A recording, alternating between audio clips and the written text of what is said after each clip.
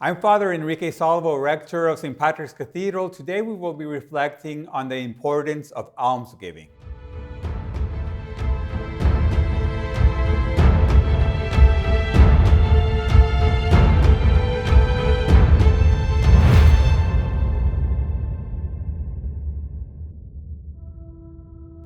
Did you know that the greatest institution for charity in the world is the Catholic Church? But the only way that that is possible is because we are millions of individuals that make up the Catholic Church trying to follow the teachings of Jesus Christ. He tells us often, for example, he gives us the second greatest commandment after loving God is to love our neighbor as ourselves. He tells us, what you do to the least of my brothers and sisters, you do unto me. And most importantly, he shows us with his very life what it means to be generous with one another, to the point of giving his life, his very life, on the cross for us. And that is why it's so powerful and impressive to see the church in action. We see it, of course, when there are the greatest crises in the world, like, for example, what we're seeing right now in Ukraine, this tragedy that we all need to do our part to help.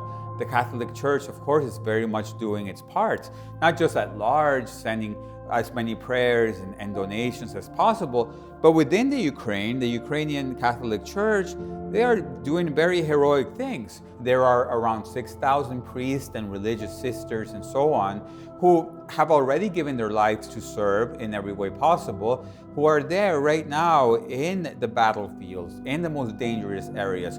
They are there to bring the sacraments to those in the battlefields, to those that are in bunkers, to those that are hiding out. They're offering food, they're offering shelter. The seminaries, for example, the church buildings are filled to capacity by women and children looking for a safe place, or when their homes have been destroyed already.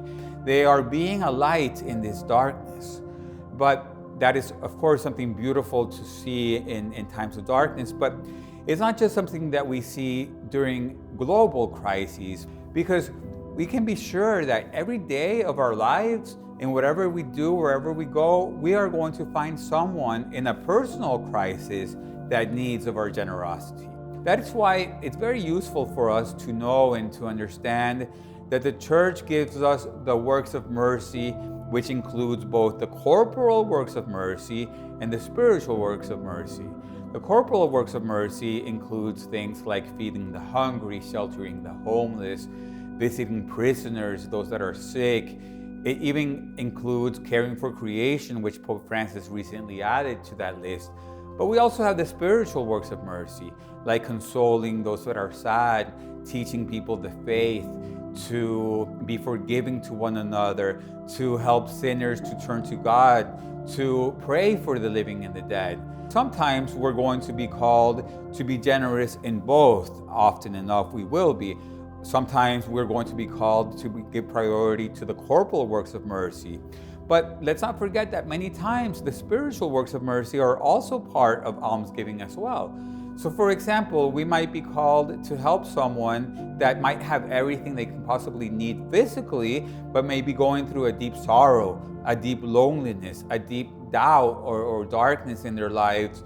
And we have to be generous with them in giving them our ear to hear them out, and giving consoling words, a smile, anything that they need, most importantly, to remember and remind them the love that Jesus has for them. So not only during this Lenten season, but throughout our lives, let us ask the Holy Spirit to guide us so that He may make us instruments of His love in this world, that we may be generous with everyone that we meet, that it may become something second nature in our lives. God bless you.